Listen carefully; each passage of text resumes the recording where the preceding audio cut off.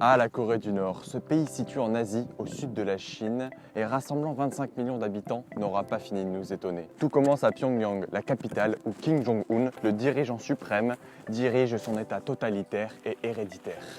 Tout d'abord, pour parler du régime autoritaire qui est en place en Corée du Nord, il faut dire ce que c'est qu'un régime autoritaire et donc une dictature.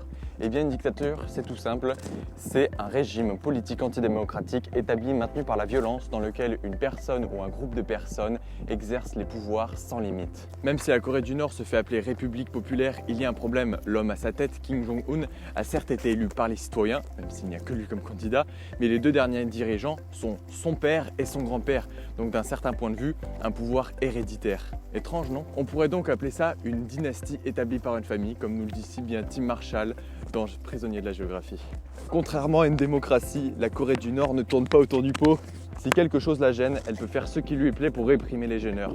Que ce soit des arrestations arbitraires, de la torture, de la censure, mettre dans des camps d'internement ou encore faire des procès factices ou bien même régner par la terreur. En gros, la Corée fait ce qu'elle veut.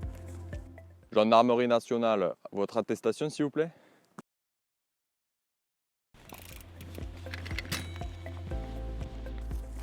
C'est ce qui caractérise ce pays et qui explique que depuis 1948, ce soit toujours la même famille au pouvoir. Ouais, enfin, faut quand même rentrer dans les détails. S'ils rencontrent un parti politique opposé, eh bien, ils ont juste à les mettre en prison. Et si une presse dit du mal du président et de qui l'entoure, eh bien, on censure le journal et pourquoi pas on le met en prison. Écoute.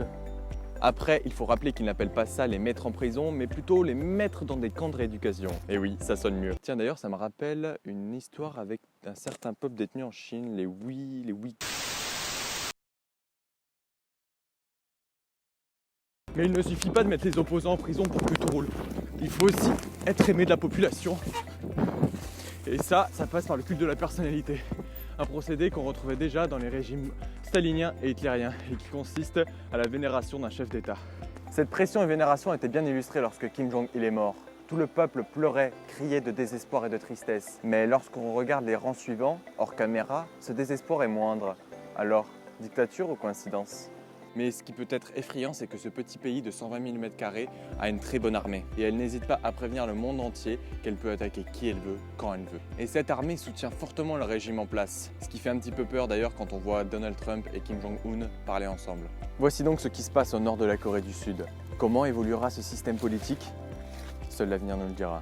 C'était Loïc Furonnière et Mathilde Furonnière pour Pétavin Channel. Tout le peuple pleurait et criait de désespoir. Tout le peuple pleure. 48, ce soit toujours la même famille au pouvoir.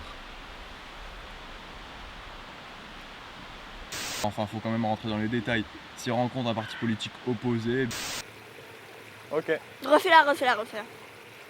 Alors? Non mais entièrement. Ah bon?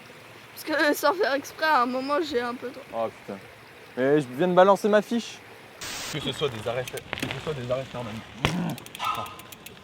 Tu peux me le redire à partir de que ce soit?